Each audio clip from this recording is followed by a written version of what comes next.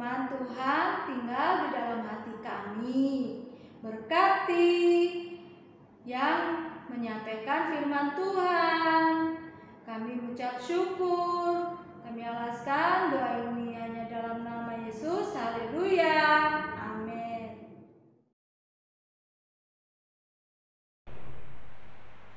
Shalom, selamat pagi semua anak-anakku dari kelas 1 sampai dengan kelas 6 ya.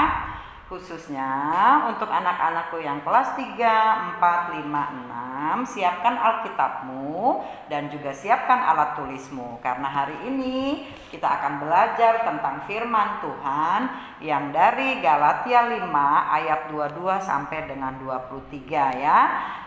Kita menghafal bersama ya dari Galatia 5 ayat 22 sampai dengan 23 yaitu buah-buah roh ya. Tetapi buah roh ialah kasih, sukacita, damai sejahtera, kesabaran, kemurahan, kebaikan, kesetiaan, kelemah lembutan, penguasaan diri. Tidak ada hukum yang menentang hal-hal itu. Nah, inilah ayat hafalan kita. Anak-anakku harus menghafal ya, apalagi sekarang masih belajar daring atau online di rumah ya kan, banyak waktu ya, dihafalkan. Lalu nanti ada tugas ibadah dari Miss Cindy. Setiap siapapun yang khotbah atau renungan menyampaikan firman Tuhan, dicatat siapa nama missnya atau misternya, lalu tanggal berapa, hari apa ya, terus ayat firman Tuhannya dari mana ya, alamat ayatnya dicatat, garis besar dari firman Tuhannya dicatat, lalu ditandatangani orang tua ya, mengetahui bahwa kalian sudah mengikuti ibadah dan mengirim laporan ibadah kepada Miss Cindy sebagai guru agama Kristen di sekolah kita ya. Baik, kita belajar tentang buah-buah roh ya. Ada banyak buah-buah roh ya. Kasih, sukacita, damai sejahtera, kesabaran, kemurahan, kebaikan, kesetiaan, kelemah lembutan, penguasaan diri. Ada 9 buah-buah roh. Tetapi kali ini Miss Lisna akan menggarisbawahi atau menekankan tentang buah roh kelemah lembutan. Kelemah lembutan ya, tentang 1 buah roh saja ya, karena kalau 9 belajar kita hari ini tentang buah roh, waktunya tidak cukup ya. Kita belajar 1 saja. Minggu depan nanti ada miss atau mister yang lain yang menyampaikan firman Tuhan tentang buah-buah roh yang lain. Hari ini Miss Lisna menyampaikan tentang kelemah lembutan. Baik, apakah kelemah lembutan itu? Ya, apakah kelemah lembutan? Kelemah lembutan itu adalah satu karakter yang harus dimiliki oleh seorang Kristen sebagai anak-anak Tuhan ya. Kelemah lembutan bukan berarti orang itu lemah atau orang itu kelemar-kelemar gitu ya, bukan aku lembut, aku lemah lembut, bukan seperti itu. Lemah lembut itu lebih kepada sikap hati yang lemah lembut ya, perasaan di dalam sini yang lemah lembut ya, bukan berarti gaya jalannya yang lemah lembut, bukan ya, bukan seperti itu. Tetapi lemah lembut pada sikap atau karakter ya, atau jiwa yang harus lemah lembut ya. Nah, orang yang lemah lembut adalah orang yang memiliki kekuatan yang lebih sebenarnya ya. Kelihatannya orangnya mengalah terus karena lemah lembut ya. Orang lain melihat sisi ini adalah sisi kelemahan, tetapi sebetulnya bukan. Lemah lembut adalah sesuatu kekuatan hati ya, karena tidak semua orang bisa dan mampu dan sanggup untuk menjadi lemah lembut. Contohnya Miss Lisna sendiri. Miss Lisna sendiri sampai hari ini masih terus belajar tentang lemah lembut ya, tentang kelemah lembutan ya. Karena mungkin masa kecil Miss yang dididik sangat keras ya, sangat disiplin, sangat otoriter ya, sangat diktator oleh Papa Miss. Mungkin Miss terbentuk menjadi pribadi yang sangat keras, yang sangat tough, yang sangat percaya diri melakukan banyak hal ya. Mungkin ada sisi positifnya, tetapi ada sisi negatifnya juga. Sulit untuk menjadi lemah lembut ya. Kelemah lembutan adalah sesuatu sifat atau karakter yang baik yang harus dimiliki oleh semua anak-anak Tuhan ya, oleh semua orang yang sudah percaya kepada Yesus Kristus sebagai Tuhan dan Juru Selamat. Nah, sebetulnya kelemah lembutan ini adalah suatu sikap atau sifat yang sangat kuat di dalam orang itu. Karena untuk menjadi lemah lembut siapapun tidak mudah ya. Untuk menjadi lemah lembut siapapun belajar untuk menjadi lemah lembut tidak mudah. apalagi hatinya ya. Kalau mungkin sikap lemah lembut, hai selamat siang, ya mungkin bisa, bahasa tubuh bisa menjadi lemah lembut, tetapi hati untuk menjadi lemah lembut itu tidak mudah ya. Alkitab menjelaskan kepada kita bagaimana definisi kriteria tentang lemah lembut. Yang pertama yang harus ada di hati orang yang lemah lembut itu adalah tunduk kepada Tuhan. Yang pertama, tunduk kepada Tuhan. Untuk belajar menjadi lemah lembut, ya silakan dicatat ya. Untuk menjadi belajar lemah lembut, pertama tunduk dulu kepada Tuhan. Ya, tunduk kepada Tuhan dalam hal apa? Dalam hal membaca firman Tuhan, berdoa setiap bangun tidur ya, mau makan ya, mau melakukan belajar, aktivitas apapun ya, atau bersekutu dengan keluarga, itu tunduk kepada Tuhan, membaca firman Tuhan secara pribadi, rajin berdoa, rajin menyembah Tuhan, memuji Tuhan, memuliakan Tuhan ya. Itu pasti pelan-pelan, hari demi hari dilakukan secara terus-menerus dan secara disiplin, nanti akan terbentuk hati yang lemah lembut. Kelemah lembutan itu pasti ada di hati anak-anakku semua ya. Karena apa lemah lembut? Lemah lembut itu adalah suatu sikap yang perlu dilatih setiap hari. Ya, yang perlu dilatih setiap hari. Contohnya yang pertama yang harus lakukan, tunduk dulu kepada Tuhan. Ya, takluk dulu kepada Tuhan, ya, taat dulu kepada Tuhan, ya, dengan membaca firman Tuhan, berdoa dan juga menyembah, memuji, memuliakan nama Tuhan. Nah, kedua yang harus dilakukan supaya bisa lemah lembut yaitu mudah dibentuk atau mudah diajari. Nah, anak-anakku kan masih kecil ya, masih banyak waktu untuk belajar ya.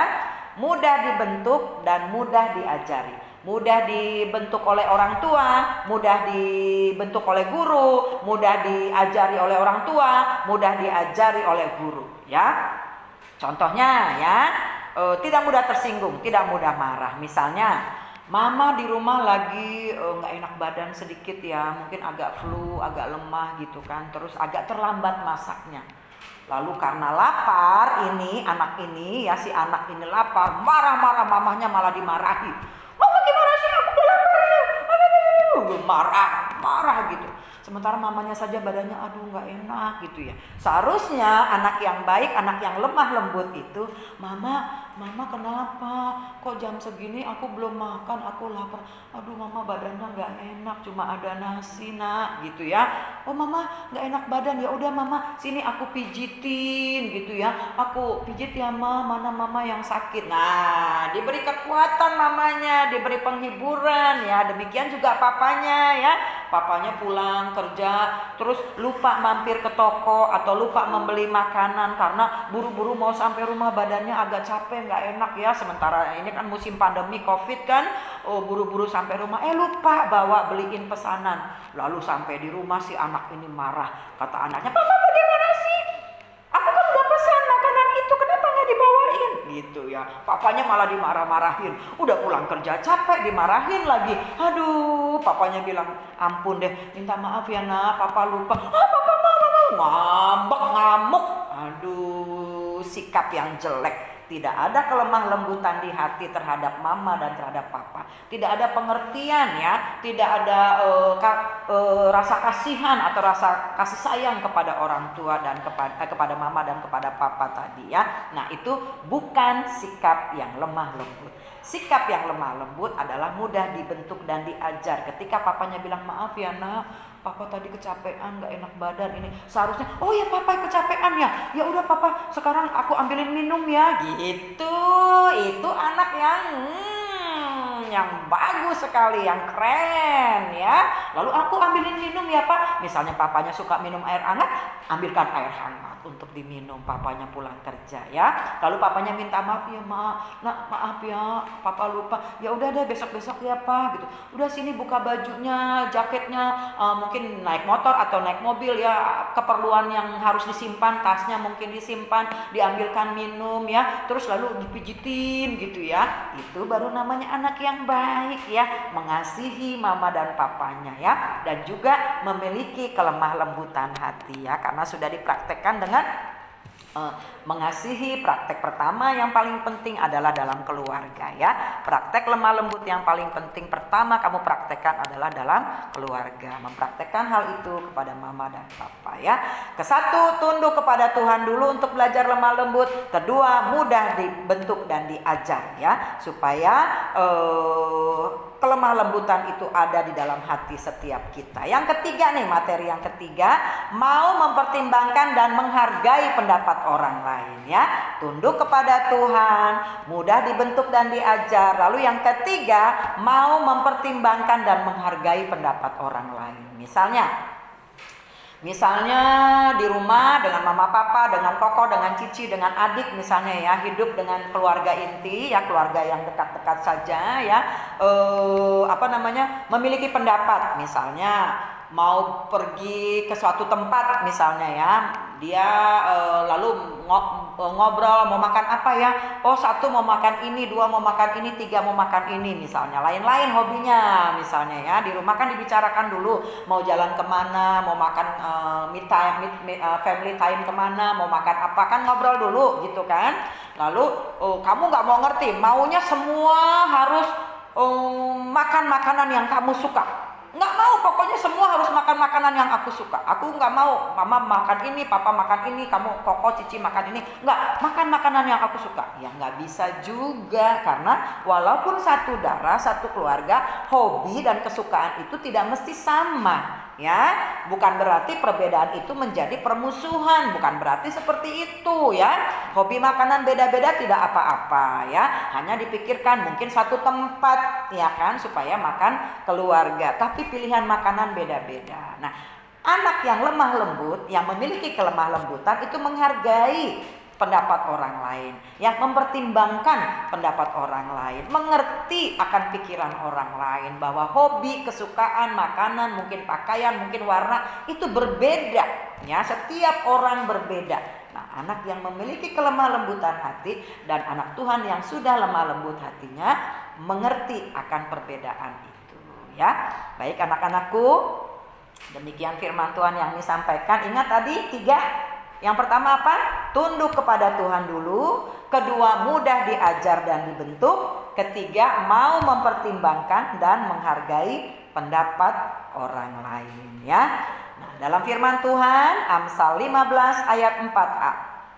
Amsal 15 ayat 4a, dalam segala tindakan kita harus mempertimbangkannya dengan matang, termasuk dalam setiap ucapan. Lidah lembut adalah pohon kehidupan ya. Lidah lembut adalah pohon kehidupan ya. Semua kita belajar. Miss Lisnya juga sampai hari ini masih terus belajar ya. Walaupun sudah seusia ini, karena tidak ada satu orang pun yang tamat ya di dalam kehidupan ini. Tidak ada satu orang pun yang lulus ya, melakukan seluruhnya firman Tuhan, tidak ada. Tetapi belajar hari demi hari ya, tahap demi tahap ya, progresnya tiap hari bertambah ya, semakin hari semakin baik. Itulah yang benar di dalam Tuhan. Baik anak-anakku, demikian perenungan firman Tuhan kita pagi ini. Kiranya kita semua tetap sehat, tetap kuat ya, tetap diberkati, tetap semangat ya. Apalagi Senin kita sudah mulai tetap muka belajar ya. Tetap imun tubuhnya tetap baik, makan makanan bergizi, banyak berdoa, baca firman Tuhan, menyembah Tuhan. Pasti Tuhan kita memberkati ya. Baik, terima kasih anak-anakku. Jangan lupa ayat hafalanmu, Galatia 5 ayat 22 sampai dengan 23, buah-buah roh.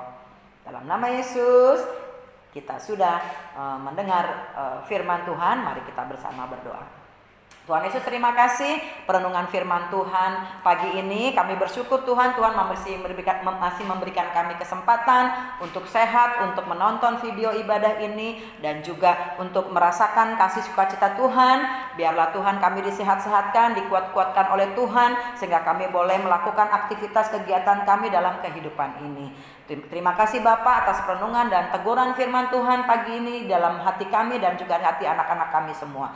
Di dalam nama Yesus, Tuhan dan Juru Selamat kami yang hidup, yang sudah kami percayai dan kami imani, kami sudah berdoa, sudah merenungkan kebenaran firman Tuhan. Ampunkanlah segala dosa dan kelemahan kami, supaya kiranya dengan segala dosa dan kelemahan yang terampuni, Tuhan tidak terhalang berkat-berkat yang harus kami terima. Terima kasih Bapak. Haleluya. Puji Tuhan. Amin.